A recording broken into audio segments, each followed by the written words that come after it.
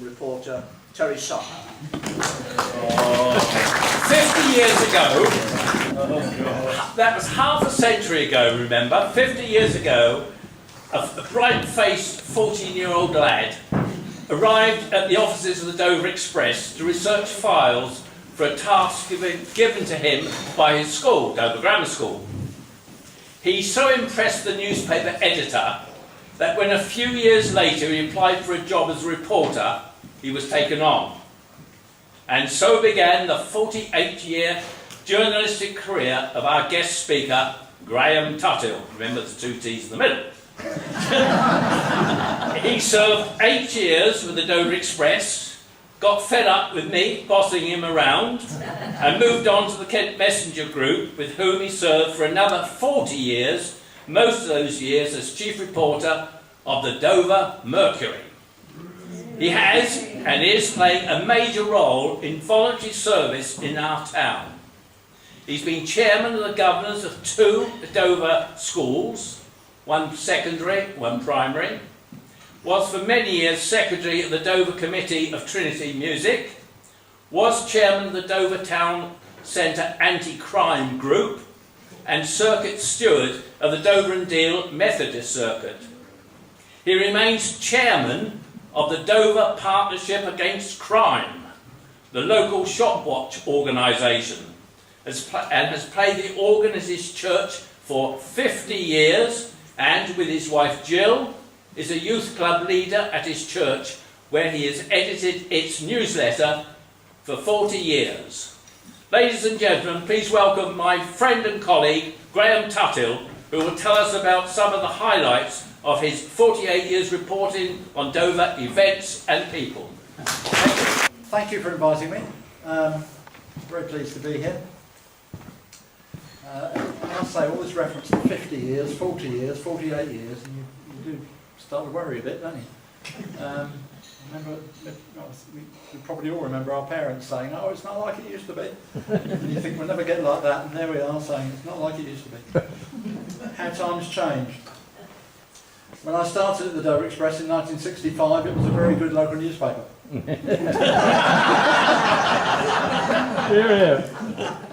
Probably one of the best in the country. We put along with all the news, we published reports and photos of weddings, we published details of all the funerals, including a list of the mourners who attended.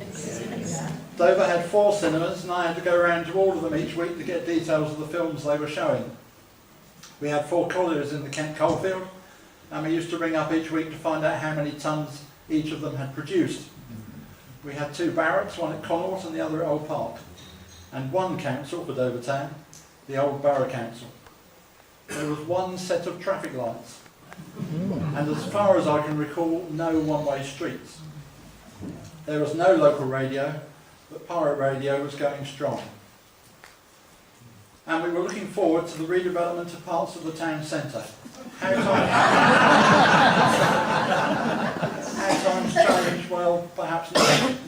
We are still looking forward to the redevelopment of parts of the town centre.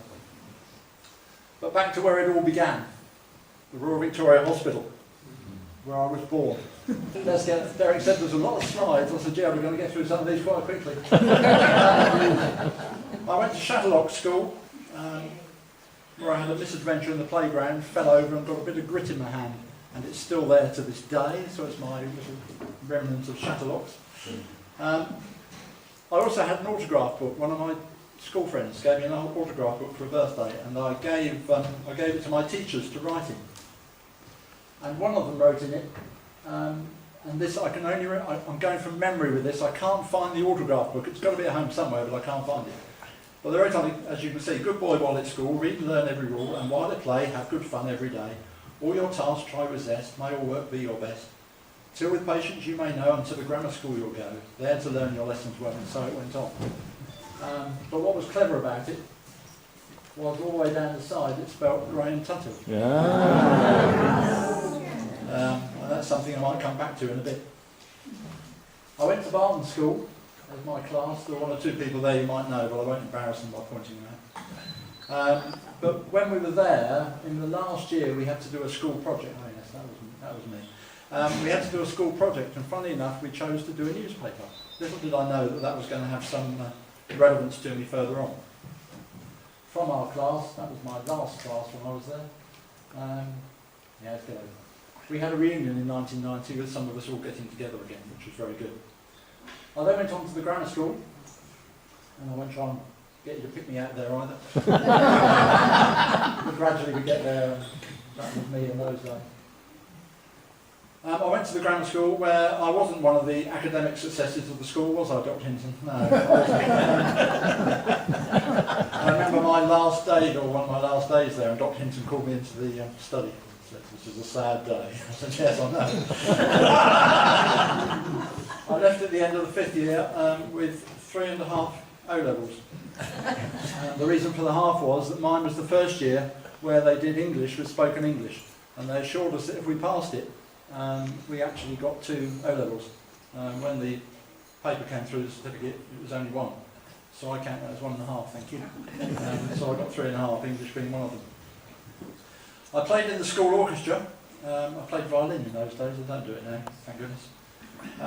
And on one of the last year I was there, I played a piano solo at the school concert. Grieg's Wedding Day at Troudhaugen, if any of you know it. Lovely piece. Practiced it very hard, and I used to play it very well. But on that occasion, it's actually in, for those of you who are musical, it's in D major. D major has an F sharp in it. And it finishes on a very grand D major chord. Unfortunately, my thumb missed the F sharp and hit the F natural, and it finished on a D minor chord. But there we go. I did a newspaper there as well in the last year. We had to do something, there's something to do in the end of the term when we finished exams, and I produced a newspaper there as well. And as it was in the days of pirate radio, I wrote off to Kenny Everett and asked him if he'd write a page for me, which he did very kindly. I did get a chance to thank him sometime after that, because he came down and was over on one of the ferries, so I got a chance to say thank you. It was the historical unit at the school, which is where we researched what happened to old boys of the school, that we came up with the idea of going down to the Dover Express office and going through the old papers to see if we could find any reference to old grammar school boys, to find out what had happened to them since they left school. And that's what I was doing when I first met Terry.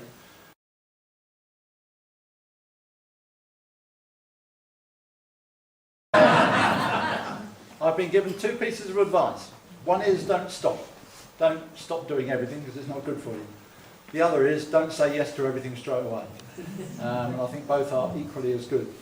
And I have already had phone calls from people saying, "Oh, when you're retired, could you come to that?" I'm saying, no, not at the moment. I want a bit of time just to...